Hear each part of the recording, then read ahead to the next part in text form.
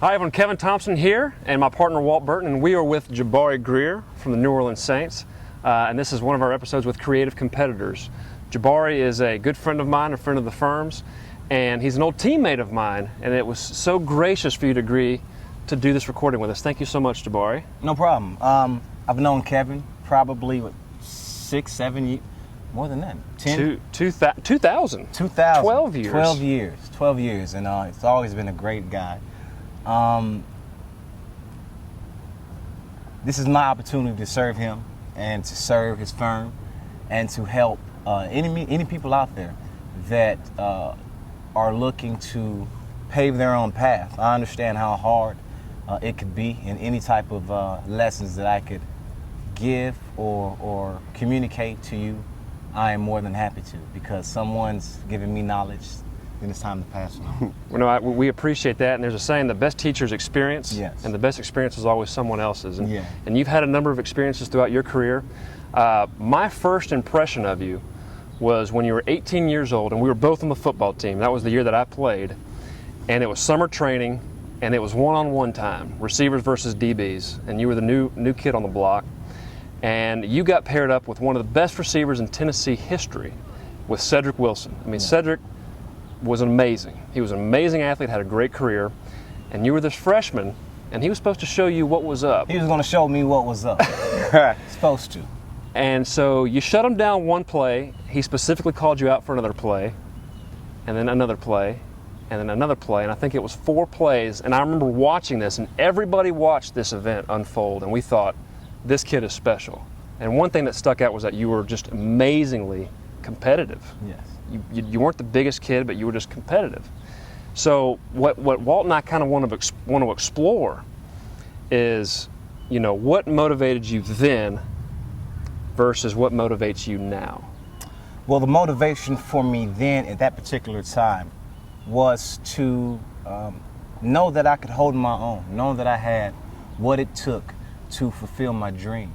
I've always dreamed of being on the field with Cedric Wilson, Dante Stallworth, guys like Travis Henry, and some of the other bigger, Eric Parker, some of the other bigger receivers that they had. They were making plays on Saturday while I was sitting in my room eating popcorn, cheering them on. And finally I get my name, I get called up, and it's not football time in Tennessee yet, but we're getting ready to get initiated to what University of Tennessee football was. So we go to the field, and the veteran receivers line up over here, and the rookies line up behind them. And I guess we segregated ourselves into offense and defense. I guess I played defense. Went to the defensive side, and said, "Come on, let me show you something." So I line up against Sid. My heart's pounding at 100 miles an hour. He has one of the quickest releases that I've ever seen. Time slows down. I see his eyes looking up for the ball, and I speed up, knock the ball away, and then next thing I know, everybody just erupted. This little rookie has made a play on the big Cedric Wilson. But then after that, obviously, he's been one of my best supporters. Every time we played on the football field, man, there's been a kinship between me and him. As a freshman, he took me up under his wing. He loved me like a brother. I rode home with him a lot, often. Something about that time, he saw something in me, and he helped nurture that. He helped show me how to be a professional, an amateur professional, like that.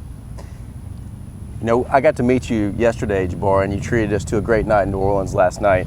One of the things I could tell about you immediately, and Kevin has brought out a side of you I didn't see last night, you're a pretty humble guy. Thank right? you. I mean, Kevin's listening. Kevin wants you to. He's baiting you to talk about, what he says is the most competitive person he's ever seen. And when you took on Cedric Wilson, but I took a chance to look at your resume, if you will, and just everything that you did, not just at Tennessee, but also since you've been in the NFL. And Kevin was surprised. Maybe we shouldn't have been, but you played in 51 games while you were at the University of Tennessee, which is a record, right? So you must have, maybe you didn't start from day one at the university. You got to start somewhere, right? You can't just walk out and start. But you played in pretty much every game, and then you started 36. It was at 36 games. Yeah. So you had a phenomenal career at the University of Tennessee, not just in football, but you also ran track. Yeah. And you were an SEC champion, 60-meter hurler. You beat Willie Galt's record. Mm-hmm. So you just had huge success. How did you juggle all those competing demands while you're at the University of Tennessee? How did you do it? I wanted to, I really, really had a strong desire to be a national champion. I knew that I could. I knew that I had a desire to run track. My coaches allowed me to do that also. So they allowed me to express myself creatively or physically and to go out there and run. And then that opened up a whole new door of meeting guys like Kevin, meeting guys like Justin Gatlin and Gary Kakaya, Sean Lambert, guys that were totally opposite of football players, totally opposite of what you would get in the locker room. And these practices were so easygoing, but we were just as determined and as dedicated to be the best. But it was very loose. We had a good time going out there. So I wanted to be around that. I wanted to contribute in that. I didn't want to be the reason I didn't want to be the weak link. I enjoyed their time. I enjoyed the access that it gave me. I enjoyed the opportunity to be with these men.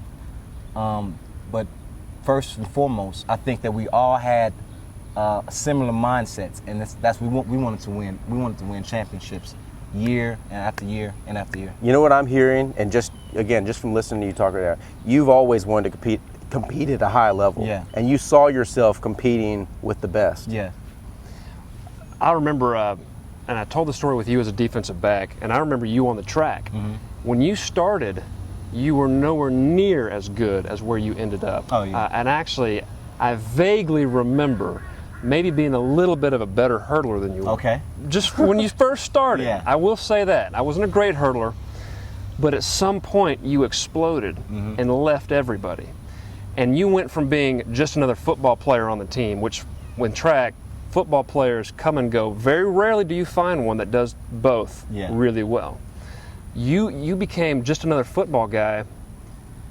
You became something more. Yeah. You were an integral part of the team. You were one of the best hurlers in the country, which you won the national championships in the 60-meter dash and the 60-meter hurdles, right?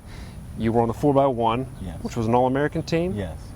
And you were also on the national championship indoor team. Yes. And you were in the middle of all that. I won the SEC twice. You won the SEC twice. Yeah. That's right. I mean, the accolades keep coming. You were an amazing hurler. You were also a fantastic long jumper. So it seems like we haven't even talked about your NFL career. Yeah. We're not even there yet. But in every setting, you compete effectively.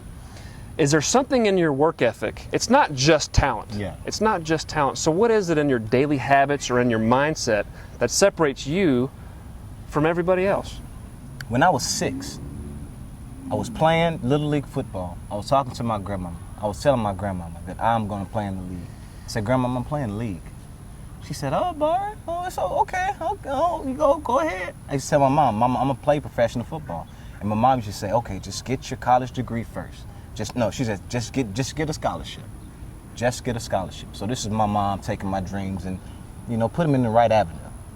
So I told my grandma, I said, Grandma, when I become an NFL player, I'm gonna buy you a limousine. And this is 6 years old. She was like, okay, Barry, that's fine. You don't got to do that for Grandma, but that's okay.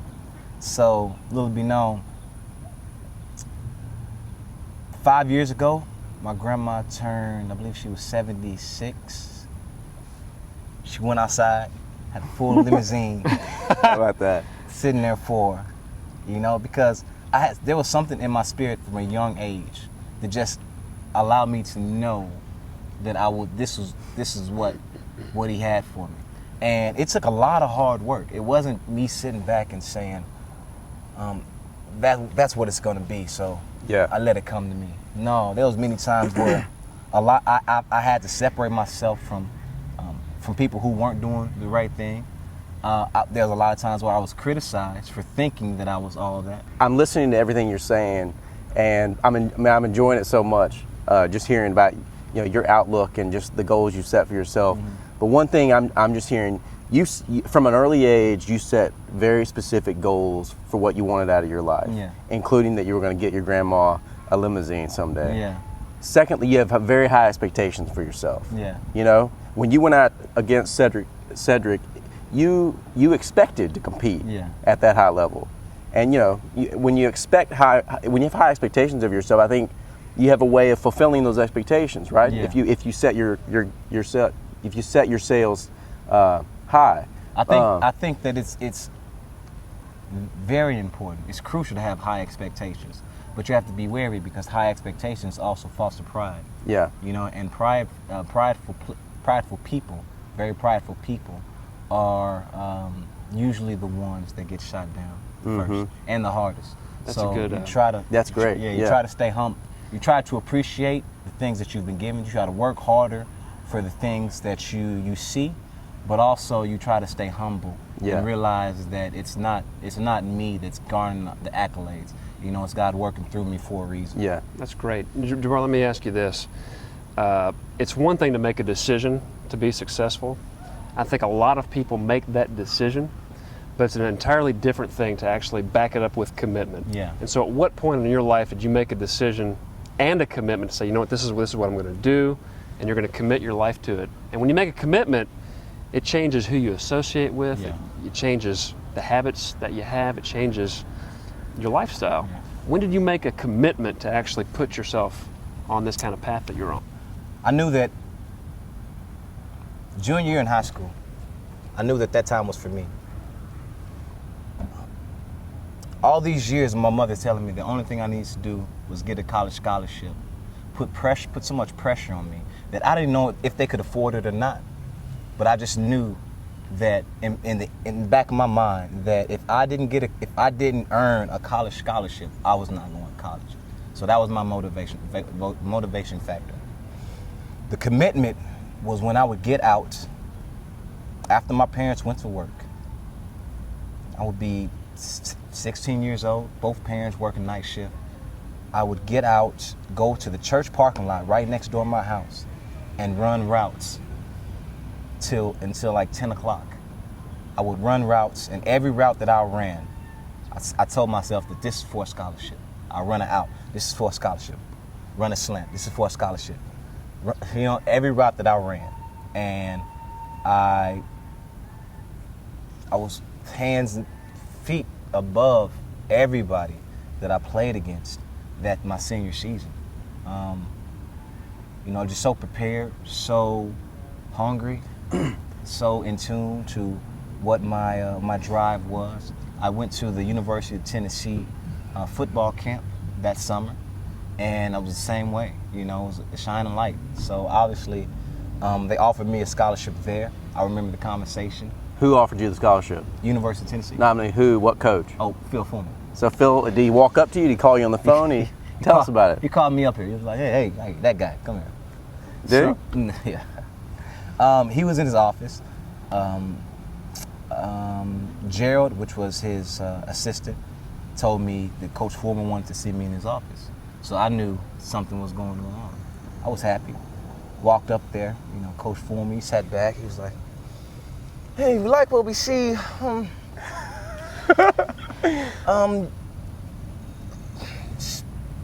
We want you to play ball at the University of Tennessee. And so me being nonchalant, I was like, hey, that's great. I really wanted to come here. My parents would be surprised. My parents would be enlightened.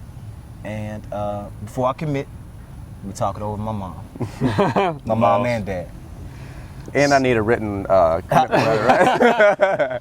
They write book after book about these kinds of principles that come so naturally for you. I mean, what I'm hearing is that you visualized yourself succeeding. Yeah. You visualized yourself on game day. Yeah.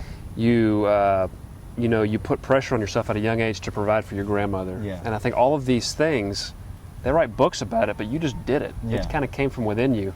And like Walt used the sail analogy, you set the sails and it just pulled you in the right direction. Okay, so fast forward, you're an NFL athlete right now. You had you weren't drafted. No. You're sort of overlooked early. Sort of like maybe in the early days in college, and here you are, you're a factor on the field, and you're a Super Bowl champion. What drives you today, does that differ from what drove you years ago? No, I mean, every season's different. So you get your drive, determination factor, by the life that you live. Me, in this particular instance, I want to provide stability for my children. I want to provide, I want my children's children to be not only financially set, but also to know that their grandfather or the father was one of the best corners to ever play the game.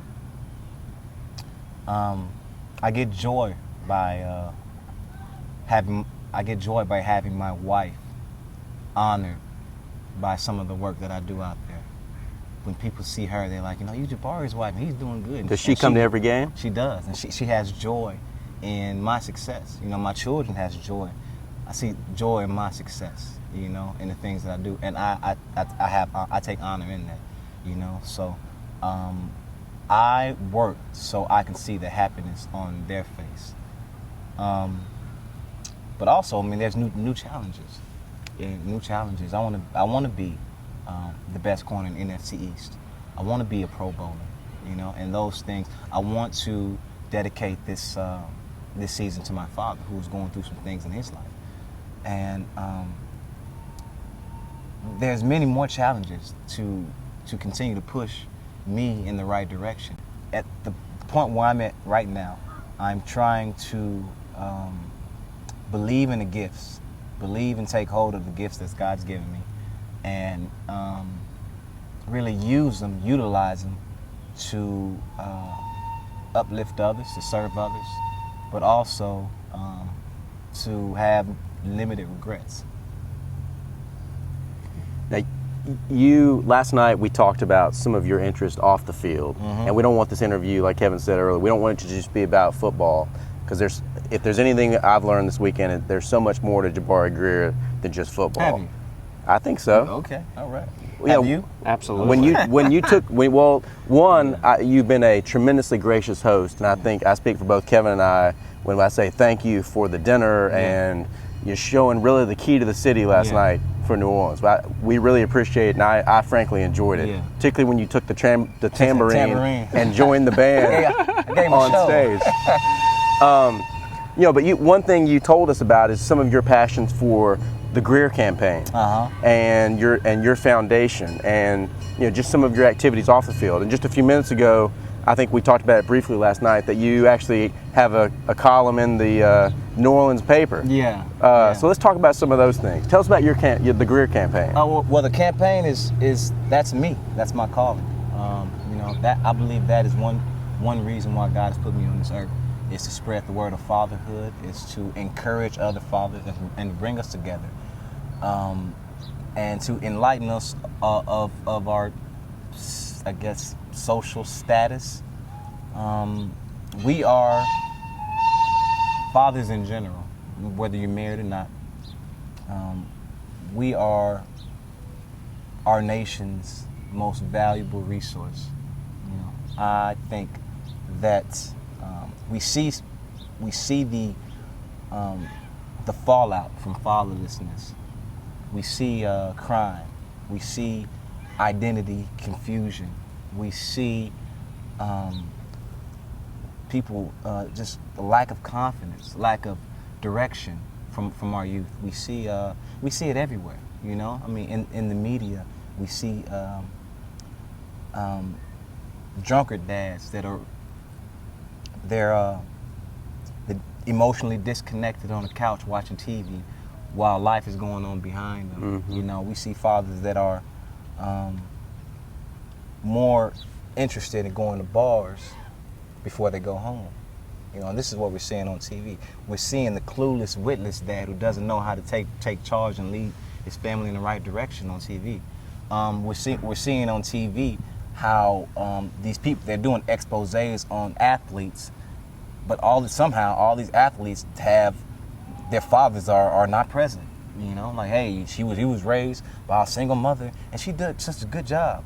You know, and the thing is that, you know, the foundation basically encourages, it uplifts, it educates fathers who realize how tough a job it is, and want to go out there and be seen for the fathers that we are.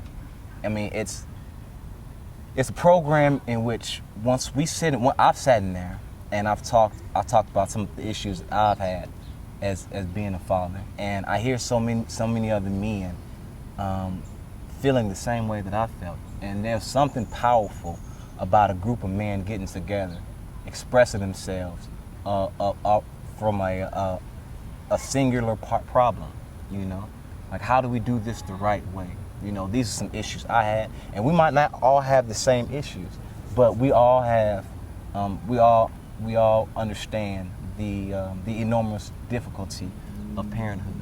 So the Greer campaign is a facility that we have in Jackson, in which we're looking to move within the next five years to 5 major cities in the southeast, to really be a building that fathers and families can come and educate, they can come and get support, and they can come and we'll have community impact programs in which our fathers go out into the community and be visible signs of positive parenthood. That's a fantastic mission, and as a father of 3, and Walt's a father of 1, and you're a father of 4, fatherhood is a very difficult job, and yet there is very little information out there or support as far as how to do it appropriately, or, you know, where do you go if you have questions? You know, not everybody can go to their own father. Maybe their own father isn't around, and so to have a group of men come together, and you know, there's a saying in the Bible that iron sharpens iron, and so by coming together, you get some best practices that come out of those meetings. There's a lot of value in that. And Walt and I, we're certainly committed to helping you out in Tennessee and with your Jackson chapter, and perhaps even opening up a Nashville chapter. I think it's a fantastic mission. You hear a lot of nonprofits that are out there. There really is a need for men to come together to learn how to be better men. So good on you. You know, that Jim Rohn has a saying. He's a motivational speaker, and he's passed away. But he always said, "I don't want to die in a rocking chair. I want to die summiting the next mountain." You've won the Super Bowl champion. Maybe this foundation it's your next mountain. Probably won't be your last. This is the next one. So it's exciting to learn about it. Thank you. Do you have any more questions, Walt? Tell me about your column in the Times-Picayune. I'm actually very curious. How do you decide what to write about? And just about life. You know, I like skit comedy. I'm a skit comic nut. You know, if you I had a show in Buffalo called Out of Bounds. A show? A TV show. Yeah, okay. It was a TV show where it was a panel. Right. But I also wrote skits for the show. And if you go on YouTube, you can go to Out of Bounds and see some of the skits that we did. And so the people from the Times-Picayune, they saw that, they liked it. We were in talks and negotiations about doing something like that here. But just the time constraints, you know, getting ready for the season, and we couldn't shoot things. So I told them that I could write. I probably could just write something. So they gave me a blog, a column.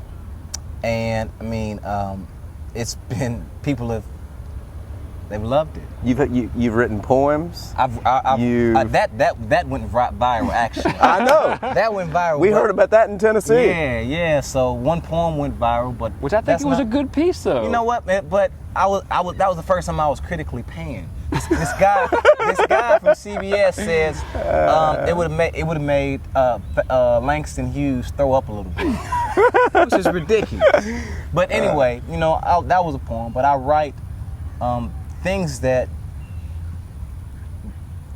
matter to me. You know, how it is to be a normal guy that plays football. You know, so I talk about things from, you know, family stress, money stress, family stressing about money, I talk about friends, loneliness. I talk about fear of retirement. Like what else you gonna do after you're done. I talk about everything, man. I talked about. Sounds like we can do a whole another show about your TV shows and your column, right? Just check it out. Just check it out, man. So, I'm interested. I'm interested in doing some other things. But who knows? Well, yeah. I tell you, one thing I do know is that you're a leader. Yeah. I think if there's one word that sums you up, definitely competitor comes to mind, but leader. You were a leader at a very young age on the football field at Tennessee. You're a leader on your football team now. You're a leader in the community. You're a leader in your household. It's going to be exciting to watch what you do next. Yes. And I've been following you from a distance. I'm a big admirer. You're doing a great job. Keep up the good work. It's such an honor for us to be here with you and to reconnect with you after all these years. Thank you, Kevin. So I just want to say thank you. I'm humbled, man. I really am Absolutely. humbled. I like the leader comment. I hope my wife's watching this. So that wraps it up here for Creative Competitors. You can visit us on the website at thompsonburton.com. And Jabari has a website that he's going to share with you to his campaign. It's www.thegreercampaign.org. And if you're fathers, hug your children, give them a kiss, and let them know you love them. Be sure to check it out. You guys take care. Thank you.